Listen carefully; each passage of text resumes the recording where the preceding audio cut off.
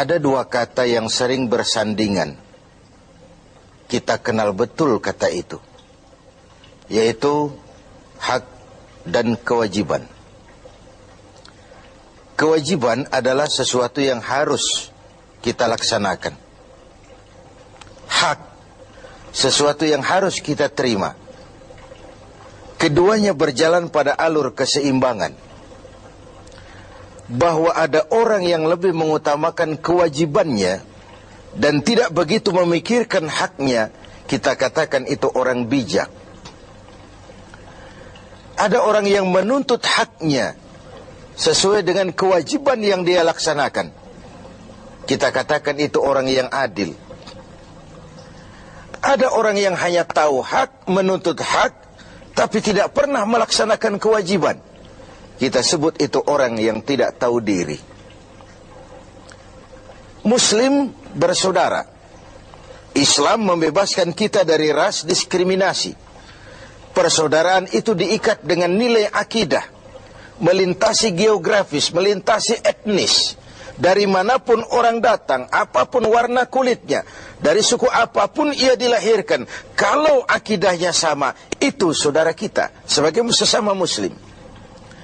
Di dalam menjalin persaudaraan sesama muslim itu, ada hak-hak saudara kita yang harus kita berikan kepada mereka. Artinya kewajiban kita memberikan hak itu kepada mereka.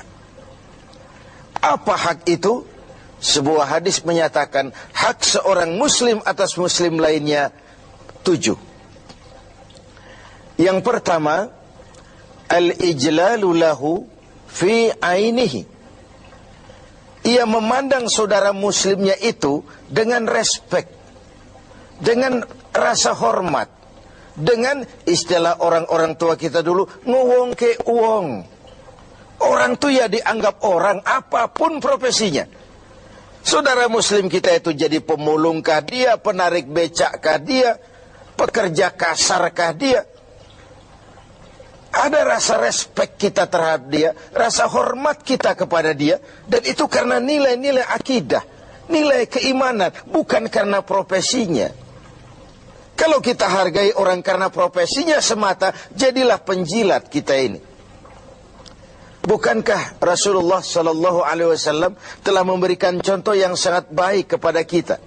Beliau oleh Al-Quran dituntun, Qul innama ana basyarum mislukum.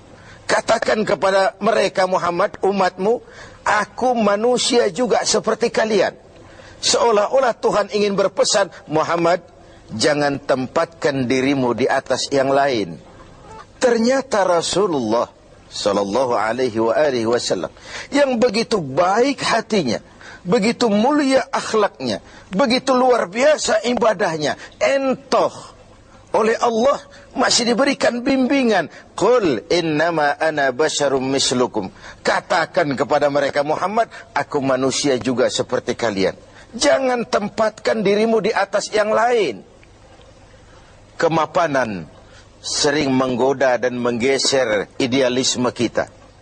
Kemapanan sering membuat kita memandang kecil yang lain. Ora pati ngewong ke wong. Tidak bisa lagi mengorangkan orang. Sedikit punya jabatan, dada besar, hidung mekar, telinga lebar. Tidak ada apa-apanya orang lain. Tidak demikian mentalitas kita dalam berukhuwah, dalam bersaudara. Al-ijlalu lahu fi ainihi. Seorang muslim memandang muslim lainnya dengan rasa respek, ada rasa hormat, dan itu karena pertalian akidah semata-mata. Sekali lagi, apapun profesinya. Yang kedua, wal wuddu lahu fi sadrihi. Ada rasa respek, lalu yang kedua, ada rasa cinta di hatinya kepada saudaranya itu. Kesenangannya membuat kita senang, kesulitannya membuat kita juga ikut merasakan sulit. Bukankah muslim dengan muslim seperti satu tubuh? Kalau yang satu sakit, yang lain ikut merasakan sakit. Ini yang hilang dari kita sekarang. Ini yang tidak lagi kita miliki. Ketika ibu jari tersandung batu, mulut berkata aduh, kepala ikut pusing, air mata mengalir tanpa komando, refleks terjadinya. Bahkan tidak pernah ada ibu jari tersadung, mulut malah nyumpahi, rasain aja sendiri. Tidak mungkin seperti itu. Begitulah kita dalam menjalin komunitas sebagai seorang muslim. Ada rasa cinta di hati kita. Kemajuannya membuat kita senang. Semakin tinggi dia, semakin menjulang dia, semakin ikut senang kita. Senang dengan orang yang senang. Susah kalau melihat dia susah. Itu yang kedua. Lalu yang ketiga, wal muwasat lahu fi malihi, menyantuni dia di dalam hartanya. Ada proses take and give. Dia kaya, kita bersama mendampingi bagaimana dia bisa memanfaatkan hartanya di jalan Allah dengan cara yang baik. Dia memerlukan, bisa kita memberikan bantuan dengan tidak perlu mengharap balasan dari dia, karena keikhlasan tentu hanya mengharap balasan dari Allah Subhanahu wa ta'ala. Ketika kita memberikan sesuatu kepada yatim, kepada mustad'afin, kepada orang-orang yang lemah, dia mungkin tidak akan bisa membalasnya seketika, tapi Allah tidak akan berdiam diri tentu. Wallahu fi aunil abdi madamal abdu fi auni akhi. Allah akan selalu menolong seorang hamba selama hamba itu masih mau menolong saudaranya. Yang keempat, wa ayyuharrima ghibatahu. Dia tidak melakukan menggunjingnya dan tidak juga mau mendengarkan pergunjingan orang tentang saudaranya itu. Inilah hebatnya muslim. Karena apa? Al-istighal bi'uyubil khalqi.